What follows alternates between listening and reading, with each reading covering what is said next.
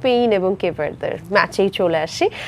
প্রথম world cup খেলার যে আবেগ সেটা একেবারেই অন্যরকম এবং তাদের কাছে হয়তো সেটাই ছিল বড় প্রাপ্তি। আবারও সেম আমরা জার্মানিতে যেমন রিপিট দেখলাম কিছুটা ওরকমই, যে প্রথমবার খেলছে, আবেগঘন মুহূর্ত, কিন্তু সেখানে আরো বেশি ভালো পারফরমেন্স। স্পেনের পারফরমেন্সের ক্ষেত্রে যদি এবার একটু চলে আসি, যেহেতু দুটো ম্যাচই গ্রুপ এইচে ড্র হয়েছে, সেই ক্ষেত্রে ইটস মোস্ট আনপ্রেডিক্টেবল গ্রুপ হয়ে গেছে ফিফা ওয়ার্ল্ড কাপের, wide open, anything can happen. স্পেনের জন্য কিন্তু আরেকটু কঠিন হয়ে গেছে সামনের ম্যাচগুলোর।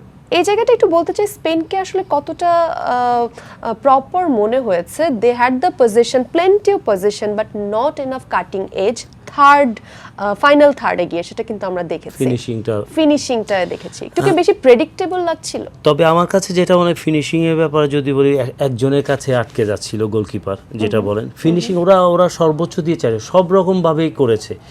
স্পেন করেনি এমন কিছু বাকি ছিল না ম্যাচে যে গোল করার জন্য, সব করেছে, কিন্তু একজনের কাছে ওয়াল, যেটা বললাম বুঝি না, তার কাছে হয়তো লাস্ট মুহূর্তে গিয়ে হতে পারে। একটা ম্যাচে একজন গোলরক্ষক তার আউটস্ট্যান্ডিং পারফরমেন্স করতেই পারে। আর এই জন্য আমরা স্পেনকে বলবো না যে এই গ্রুপে টাফ হয়ে গেছে। স্পেনের মতোই খেলবে। নেক্সট ম্যাচ হয়তো স্পেন দেখবেন সহজেই জিতে গেছে, কারণ স্পেনের যে ফুটবল অবশ্যই অসাধারণ ফুটবল খেলেছে। ওরা বল পজিশনে রেখে খেলতে পছন্দ করে, এবং টিম যদি বলি হয়তো দুজন প্লেয়ার আছে যে যারা ইনজুরিতে, উইলিয়ামসের কথা বলি, মিস করেছে, ও ইনজুরির জন্য খেলতে পারেনি। ইয়ামালকেও পরে নামিয়েছে। এই ব্যাপারগুলো নিয়ে কিছু ডিসকাশন চলছে। আসলে ইয়ামাল এবং উইলিয়ামসের কথা যদি বলি, দুজনেই ইনজুরিতে। কোচ হয়তো চিন্তা করেছে ক্যাপ ভার্দের সাথে ইজিলি বেরোবো, তো কোচের চিন্তা ঠিক ছিল, কিন্তু গোলকিপার যে অতি মানবীয় খেলা খেলেছে, যার কাছে কিন্তু পয়েন্ট হারিয়েছে। এবং পাশাপাশি আমি এটা বলবো, এই কেপ ভার্দের কথা বলি যে ইন ফিউচার তাদের যে ছোট্ট একটা রাষ্ট্র, দ্বীপ রাষ্ট্র, সেখানে এই ম্যাচটা, এই যে ম্যাচের ভিডিও, সেটা হয়তো মিউজিয়ামে রাখা হবে, যে তারা ঐতিহাসিক একটা কাজ করেছে, যেটা কল্পনা ইতিহাস তৈরি করেছে এবং ইতিহাস মনেও রাখবে। সবচেয়ে বেশি বয়সী গোলকিপার হিসেবে কোনো গোল কনসিড না করার রেকর্ডটা এটাও রেকর্ড করেছে ভাজিনার, এই রেকর্ডটা তার আছে। ওয়েল, স্পেনের কি প্রেডিক্টেবল ছিল বা কোন জায়গায় ভুল ছিল, এগুলো নিয়েও আমরা আলোচনা করতে চাই, যেহেতু সামনের দিকে আসলে অনেক কিছু ভেবেই এগোতে হবে। But we have to give the due credit to Vozinha and Cape Verde for their wonderful performance. আরও একটা ছোট্ট রেকর্ডও কিন্তু আছে, আমরা যেমন কেপ ভার্দের রেকর্ড নিয়ে বলছিলাম, +1 ভাজিনার রেকর্ড অ্যাজ এ গোলকিপার। অন্যদিকে স্পেনেরও কিন্তু একটা রেকর্ড আছে, আর সেটি হলো মিকেল। তিনি কিন্তু প্রথম 30 মিনিটস বল ছুঁতেই পারেননি, আর এই ব্যাপারটি ঘটেছে 1966 সালের পর, এই প্রথম 2026-এ এসে। স্পেনেরও একটি রেকর্ড আছে, মিকেল ওয়েজদেবাল, তিনি 30 মিনিটস বল টাচই করতে পারেন, এবং 1966 সালের পর এটি প্রথম ঘটেছে। সো এই রেকর্ডটিকে কিভাবে দেখছেন? এটা আসলে 60 বছর পরে এই রেকর্ডটা হয়েছে, প্রায় 60 ইয়ার্স।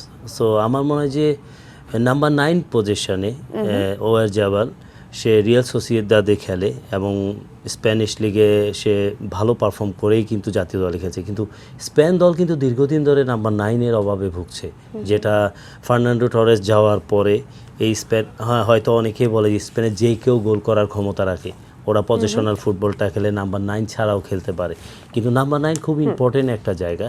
আর ওয়ারজাবাল গতকাল যেটা করেছে, যে 30 মিনিট বল পায়নি, তার ক্রেডিট যদি দিতে হয় অবভিয়াসলি আমি কেপ ভার্দের প্লেয়ারদের দিব, এবং তাদের ডিফেন্স লাইন থেকে মিডফিল্ড টোটালি একদম কম্প্যাক্ট একটা ফুটবল খেলেছে, তারা কোনো সুযোগই দেয়নি।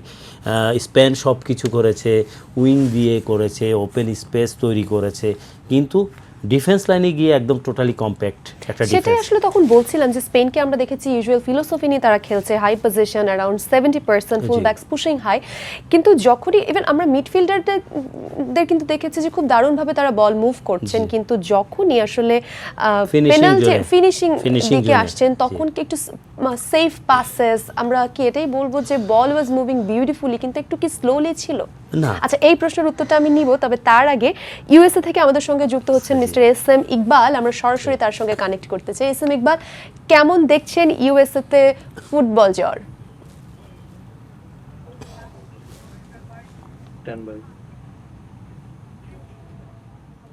নিঃসন্দেহে এবারের বিশ্বকাপের সবচেয়ে আলোচিত ম্যাচের জন্ম হয়েছে আজ, যেটি হচ্ছে হট ফেভারিট স্পেনকে আটকে দিয়েছে প্রথমবারের মতো বিশ্বকাপ খেলতে আসা কেপ ভার্দে।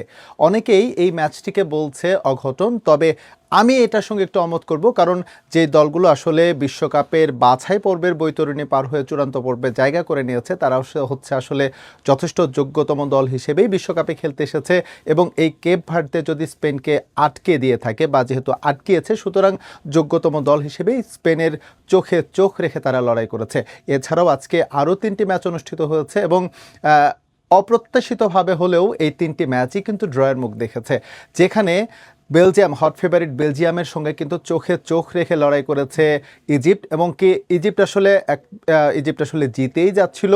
প্রথমে তারা লিড নিয়েছে, শেষ মুহূর্তে এসে ড্র করে কোনো রকমে এক পয়েন্ট নিয়েছে বেলজিয়াম। পক্ষান্তরে আরও একটি ম্যাচের কথা বলবো, যেই ম্যাচটির জন্ম হয়েছে উরুগুয়েকেও কিন্তু সৌদি আরব প্রায় আটকে দিয়েছিল, কি সৌদি আরব প্রথমে লিড নিয়েছে, সেটাও হচ্ছে উরুগুয়ে লাস্ট মোমেন্টে এসে কিন্তু সেই ম্যাচে ইকুয়ালাইজ করেছে এবং ইকুয়ালাইজ করে কোনো রকমে হচ্ছে হার এড়িয়েছে। আরও একটি ম্যাচ হয়েছে আজকে ইরান এবং নিউজিল্যান্ডের যে ম্যাচটি, সেই ম্যাচটি ইরান এবং নিউজিল্যান্ডের ম্যাচটি, এই ম্যাচটিও কিন্তু ড্র হয়েছে। তবে বিশ্বকাপের সব উন্মাদনা যেন অপেক্ষা করছে আগামীকাল আর্জেন্টিনা এবং আলজেরিয়ার ম্যাচকে কেন্দ্র করে, এবং এই ম্যাচে লিওনেল স্ক্যালোনি যেভাবে স্কোয়াড সাজাবেন বা এমি মার্টিনেজের খেলার বিষয়, লিওনেল মেসি পুরোপুরি ফিট হয়ে উঠেছে, সব কিছু মিলে কিন্তু দুর্দান্ত একটা এক্সাইটিং ম্যাচের অপেক্ষায় রয়েছে ফুটবল বিশ্ব। সুতরাং কালকে ইতিবাচক শুরু করবে আর্জেন্টিনা, এমনটাই প্রত্যাশা ফুটবল ভক্তদের। তো আমার কাছে যুক্তরাষ্ট্র থেকে এই ছিল বিশ্বকাপের সবশেষ তথ্য।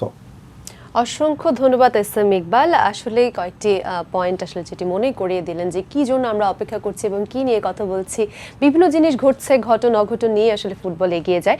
যেটি আমরা বলছিলাম স্পেনের যে খেলার ওয়ে নিয়ে কথা বলছিলাম, স্পেশালি যে পেনাল্টি এরিয়াতে আমরা বলকে আসলে স্লোলি মুভ করতে দেখছিলাম, নিউমেরিক্যাল সুপিরিয়রিটি ছিল, কিন্তু ভার্টিক্যালিটিতে কি মনে হচ্ছে কিছুটা ল্যাকিং ছিল কিনা? কেপ ভার্দেকে মনে হচ্ছিল প্রতিটি অ্যাটাক তারা খুব সময় নিয়ে রিড করতে পারছে। দেখুন, ওরা রিড করছে, কারণ ডিউ টু আপনি যদি দেখেন যে আপনি লো ব্লক করছিল ওরা, এবং বিশেষ করে মিডফিল্ড এবং ডিফেন্স লাইনটা টোটালি কম্প্যাক্ট থাকার চেষ্টা, তারপরেও কিন্তু স্পেসগুলো তৈরি করেছে স্পেন। ওই যে দিন শেষে একজনের কাছে গিয়ে ধরা, মানে যেটা বলে যে সব বল যেভাবে মারছে সেভ করছে, যেভাবে যাচ্ছে। কিন্তু আমরা দেখেছি they were push to crosses, long shot দিতে বাধ্য হচ্ছিলেন, মনে হচ্ছিল কেপ ভার্দে এক্স্যাক্টলি এটাই চাচ্ছে। কারণ ওদের ফিজিক্যালি যদি দেখেন ডিফেন্ডিং লাইনটা কিন্তু অনেক টল, ওদের টল ডিফেন্ডিং লাইন, সেখানে কিন্তু স্পেন সব রকমই করছে সব কিছু। আপনি যদি দেখেন এই ম্যাচের আগে আমি অন্য একটা টিভিতে কথা বলছিলাম, যে প্রেডিকশানের ব্যাপারে কথা বলছিলাম, তো আমি বলেছি যে এই ম্যাচটা স্পেন যেই দল এবং তাদের যে ওয়েট, সে অনুযায়ী স্পেন 6 গোলে জিতলেও অবাক হওয়ার কিছু থাকবে না। ট্রুলি 6 গোল কেন, আরও বেশি হতো, এটাই বলেছে, কেউ 4 গোল, কেউ 5 গোল, ডিউ টু এটা তো ট্রুথ। এই ম্যাচে যদি 6 গোলও হতো মানে অসম্ভবের কিছু ছিল না। দিন শেষে একটা জায়গায় যে গোল না করা এবং ওইখানে অতি মানবীয় যে পারফরমেন্স গোলকিপারের, সেই পারফরমেন্সের জন্যই কিন্তু কেপ ভার্দে ম্যাচটা ড্র করেছে।